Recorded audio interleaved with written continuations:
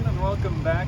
Last time we were together, we learned about all of the different types of processes that go on at wastewater treatment facilities. Today, we're here at Hillard Fletcher Water Resource Recovery Facility, and we're going to see some of those processes actually happen in action, real time. So this is, what was your name again? My name is Gerald. Gerald. And I'm one of the plant operators. This is one of the plant operators here today, and he's going to tell us what goes on here. What does happen here? What sort of processes? Well, the process that we have here is the sewer comes from the city, and it comes to what we call the raw sewage. And when it comes to the raw sewage, it makes its way to the headworks. And when it gets to the headworks, we have what you call bar springs, and all it does is takes all the debris and the rags and sand from the waste, and it sends it to a process. And what it does, it goes to our headworks, and then what it does, go to our PreAeration Basin and all that, and then it goes to what we call our primary. And we have the three primary clarifiers that we use to process the sludge as it's coming through a process. In some cases, go through many process before it comes to go back out to the sewer. All right, good deal, and we'll get to see all of that today. So come along with us and we'll show you how it all works. So here we are at the raw sewage pump station. This is where all the water that comes into the plant from the city gets pumped to the rest of the treatment plant. This is where all that water still looks, smells, all of that stuff, just like you would imagine wastewater would look and smell. And that's because this is the raw sewage. Now the pumps here have to be able to handle all of those solids that go through them, so they're built tough. They've got all sorts of heavy duty metals inside and all of that stuff to be able to withstand corrosion that would make any other pump break. Now the thing to keep in mind here though is also that wastewater is 99.9% water and only 0.1% solids. That's basically the equivalent of a 5-gallon bucket with 1 penny in it. That's a lot of water and not a whole lot of solids.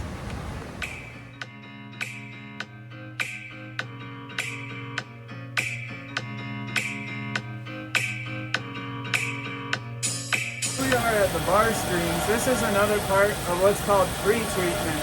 This makes all the steps further down the line a lot more easy to do and a lot more efficient at removing things. Here, a lot of the largest things that come into the treatment plant are essentially sort of filtered out. They're caught by a big bar screen that catches a lot of large objects and lets the water pass through. Those large objects then, when it gets full, a scraper like the ones we have behind us come in and lift that all up so the water can continue to pass through easily.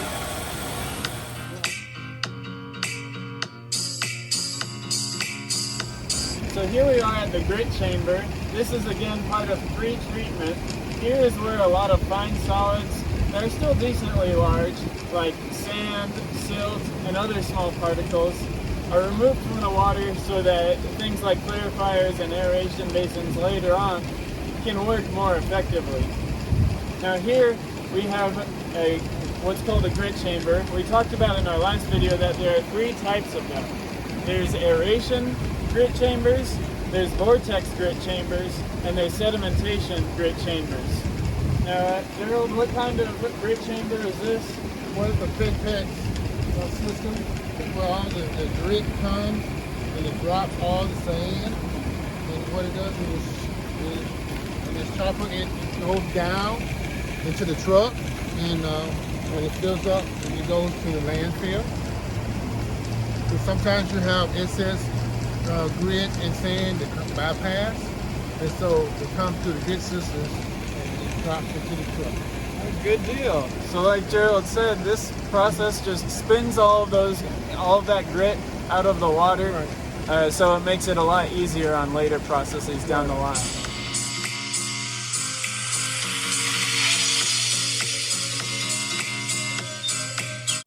So this is called a PreAeration Basin. Here, all sorts of air bubbles are bubbled into the water, and this accomplishes a multitude of things. For one, it keeps the water from being depleted of oxygen so that septic conditions don't happen. Because when septic conditions happen, there's no oxygen available and it smells awful, and it can also be hazardous for health conditions to nearby workers as well. Also, the air bubbles tend to push oils and greases towards the top of the water so they can be more easily removed later on. And it also functions almost like another grit chamber because, as we said earlier, there are aeration grit chambers as well that reduce the buoyancy of the grit in the water and allow it to settle out. Here we are at the primary clarifier. This may look very familiar if you watched our drinking water treatment videos because this is the same sort of process that happens at a drinking water treatment plant in their sedimentation basins. Right. A lot of particles come into here and the water is moving so slowly that those particles settle out towards the bottom of the basin. Right. Now in drinking water treatment, you'll remember that before it comes to the sedimentation basin, we add a coagulant to make the particles stick together. Do you add a coagulant to the particles here? No, we do not. And that is different from the drinking water treatment plant. They don't add coagulant here because it already sticks well enough together to settle out.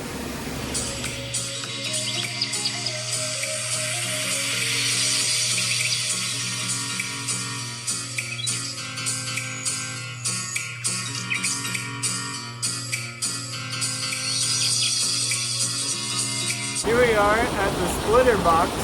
This is the portion of the plant right after the primary clarifier where the water is split into multiple different directions.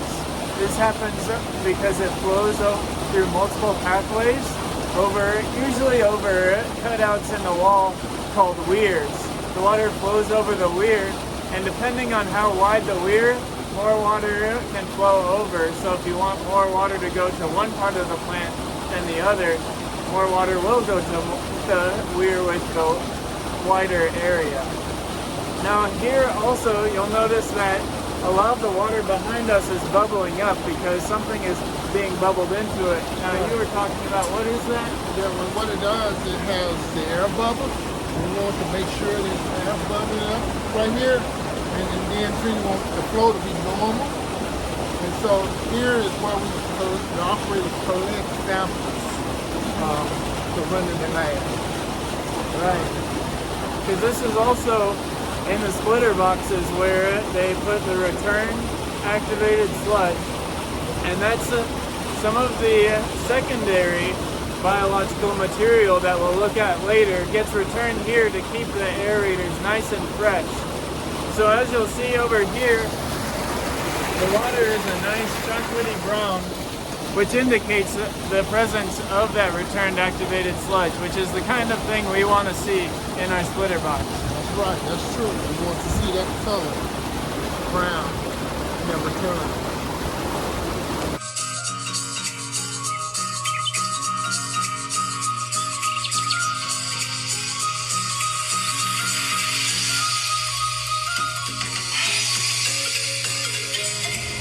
So here we are now at the aeration basin. This is where air is bubbled into the water to grow bacteria and different types of microorganisms that help us treat the water. Now these microorganisms like things a certain way, so we want to make sure that they're happy where they are. Now Gerald, what sort of things do you change here to make sure the microorganisms are happy? Well, what we do here is we check DO, which is demand oxygen, and on each level you have the noxious zone that does not have oxygen, and what we do, we check it. In some areas we don't want it too high or too low, and sometimes when we have an old lot or high, what we do, we waste it out, and what we want to do is feed the bugs that's in there.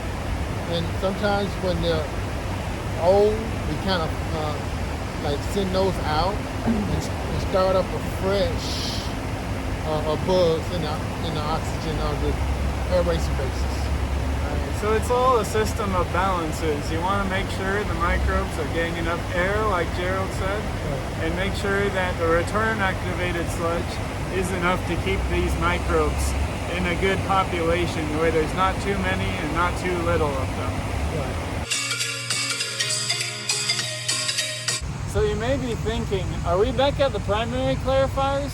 No, these are the secondary clarifiers. They're located just after the aeration basin, because all of those microbes and microorganisms that we just grew in the aeration basin, we can't let them leave the water treatment plant because there are so many of them.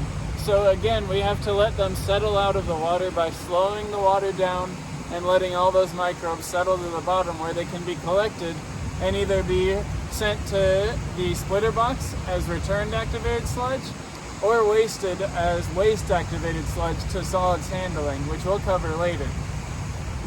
So here we are at UV disinfection. This is where UV light is shown through the water to inactivate any of the bacteria, all the pathogens, all of that stuff gets inactivated so they can't reproduce and soon die off. That's a way of disinfecting the water before it gets released into the environment. That's right. Now, you remember that in drinking water treatment, usually they add chlorine to the water. Now, Gerald, do they add chlorine to the water at all here? We no longer have the chlorine building. That we used to some years ago, and they came up with the UV disinfecting system to use. That is, to me, is better than just chlorine. And so that's what we have here. I said once all the bacteria and bugs get here, the UV system kills it all, they're dead, and before they head back to the river. That makes sense because we don't want any chlorine ending up in the river either. So this way we don't have to get rid of any chlorine we would have added to the water. Yeah, this is better than chlorine.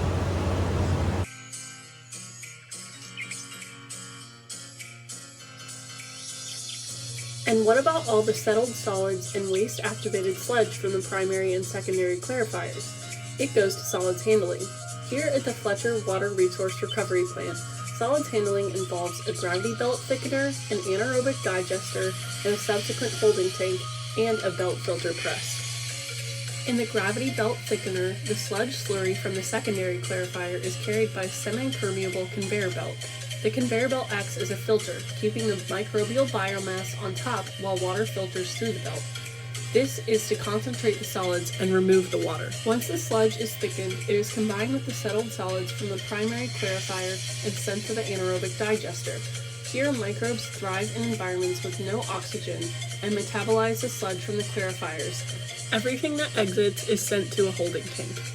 After being processed by the anaerobic digester, leftover solids and water are sent to a belt filter press that works very similar to the gravity belt thickener, except here water is squeezed out instead of the sludge. Then the waste can be disposed of. And that's how all of our wastewater gets treated for release back into the environment. It's pretty amazing, right?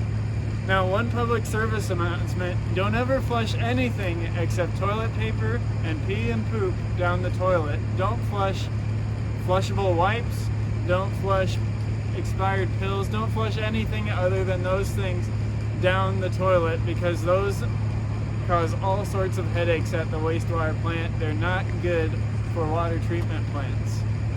And Gerald, I just want to say thank you for showing us around, and thank you for treating our wastewater. It's a big thing. And if you ever want to go look at your wastewater treatment plant, then contact your local operator and see if you can schedule a tour. Thank you all, and we'll see you next time. Yeah, next time.